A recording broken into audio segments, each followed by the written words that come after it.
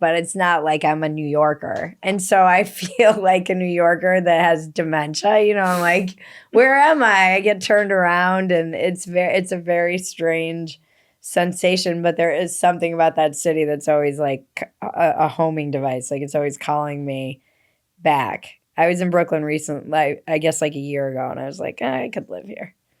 Yeah. My husband would hate it, but I could live there.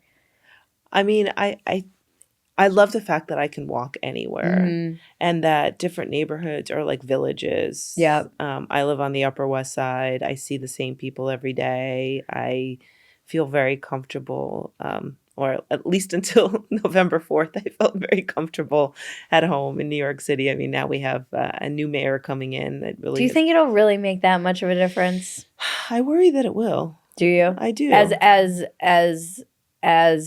a Jew? Definitely Or, that okay. as well. But that's not the, I mean, yes, I think definitely as a Jew, also just feeling that, that hostility, um, I don't know. I don't know how to describe Mamdani. I don't really fully understand him. I think we're all still trying to make sense of what happened. But also just in terms of city services. I mean, we've already been not in a great place. The trash is, all over the streets. I've lived in New York City since I was 6. And so I rode the subways when, before we had air conditioning and there was graffiti everywhere, before Giuliani, during the Koch and Dinkins administrations. I used to commute into the city to go to NYU. So I'm used to grittiness in New York. But what New York back then was predictable. Like, you knew that, there were certain behaviors, riding the subway at night or, like that, those were risky behaviors. Yeah.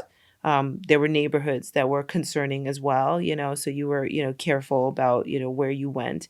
But nowadays it's so unpredictable, both like, the spate of crimes, whether it's on the subway platform and also just the number of mentally ill people in the streets. I mean, it's here too. Yes, it is. Yes. Yes, it is. We walked around Austin yesterday, and it was very reminiscent of New York. Yeah. But it's in every major city. It's in LA, and I'm not sure if this is it feels to me more just like a symptom of societal decline or something. I'm not sure that it's just a problem that's isolated to New York, or it seems like everywhere I go, this problem exists in every major city. So that collectively looks more like something is going on with America than necessarily New York. Yeah, I mean, that's definitely, and it's gotten exacerbated by the pandemic. Yeah. During the pandemic, we shut everything down. The libraries, which is where people who have nowhere else to go will go and sit down to stay warm or go use the restroom. All of those were closed. The libraries were closed for a long time. I even spoke out about that because I was like, where are these people going to go? You're complaining about the fact that they're defecating in the streets, but they don't have anywhere to go.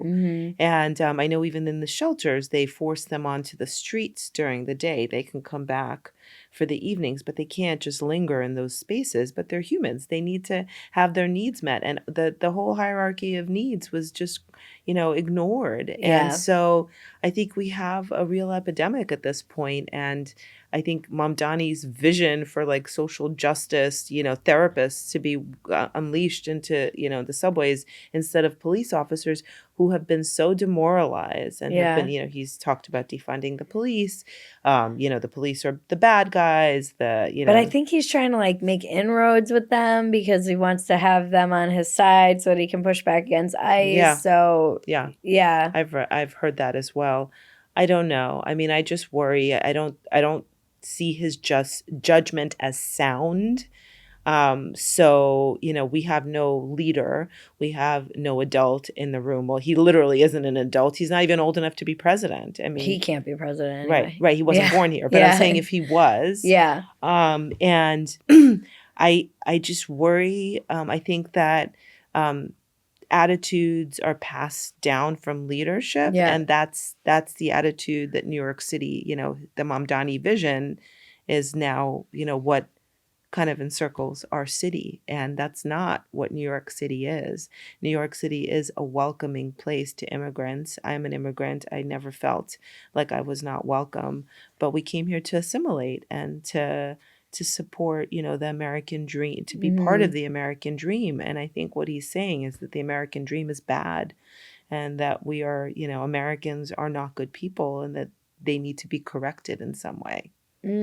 Does he say that? I think he says that. I think that's his attitude. I mean, he's certainly not supporting, our vision for the American dream and for law-abiding, citizens. Like, I mean, ICE is a federal arm of the federal government, right? Yeah. And I mean, he's calling for insurrection. He's not looking to cooperate. He's not extending, I don't see Trump as somebody who wants conflict. I think he seems to me, whether you agree with him or not, he does seem to be willing to reach across the aisle. He does seem to want to be somewhat of a pacifist. He is concerned about his legacy. I don't think he's coming into these cities and saying, hey, like, I want to cause disruption. He's saying, let's bring law and order to these cities so we can make these cities great again. Yeah. I want New York City to be great again.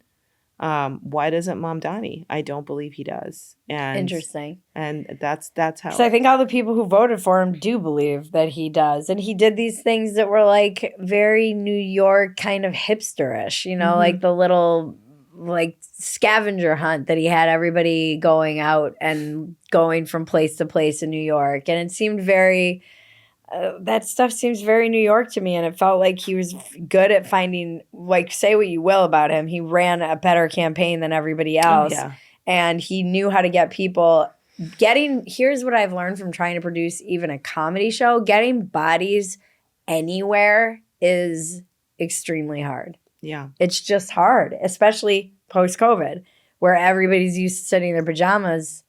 Like, I know so many people who actually miss those. They're like, oh, those are the best. Introverts loved that time. They're like, that was amazing. We didn't have to do any family stuff. We didn't have to, put ourselves out there at all. Could just, like, hang out in our jammies all day. But I think getting bodies out into the world to vote, to do any kind of activity, to go to a show, anything, come to a movie, it is very challenging. So his ability to do that, it seemed to energize people and get young people around each other. And I think they just like long for connection. Right.